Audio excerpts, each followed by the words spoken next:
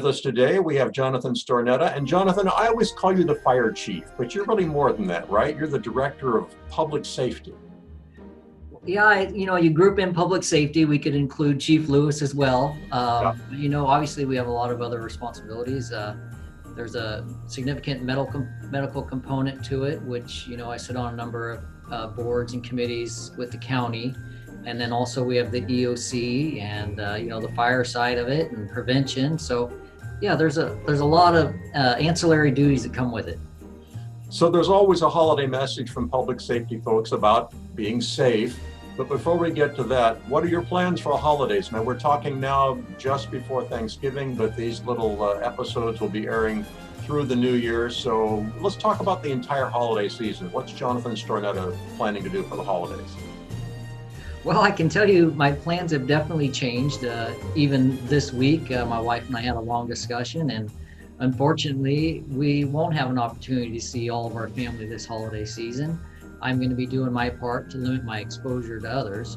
I am fortunate, though, that my parents do live on the same property as I do, so we will at least be spending the holidays together. But, I have not seen my in-laws since the pandemic began.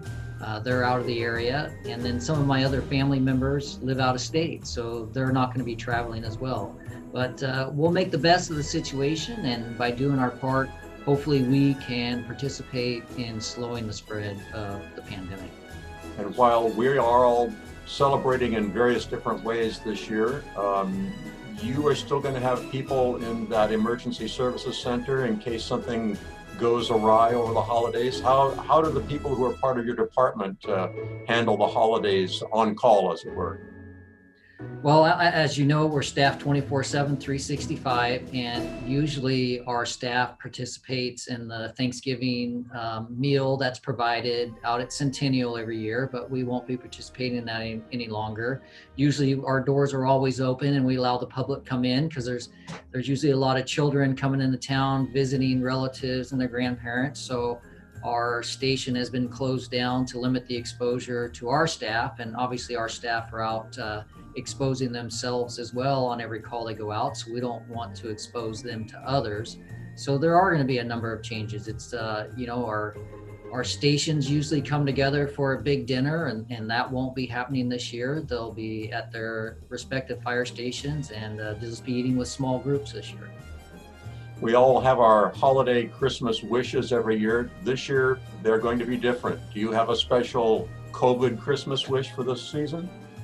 Well, yeah, you know what I do. During this time of year, we're all extremely grateful to be part of such an amazing community.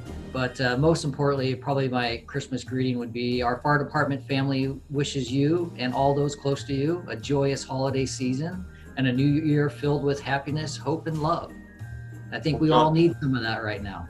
Absolutely, I agree with that. Jonathon, thank you so much for being with us today and for those words of wisdom. And thank you so much to you and your personnel for keeping us safe 365 days of the year. You have a wonderful holiday season. Well, thank you, Mr. Martin. I just want to thank you, though. Your leadership in this community has been tremendous during these times, and it's an honor to work for you as our mayor. So thank you. You're very kind. Have a great day. You too. Bye.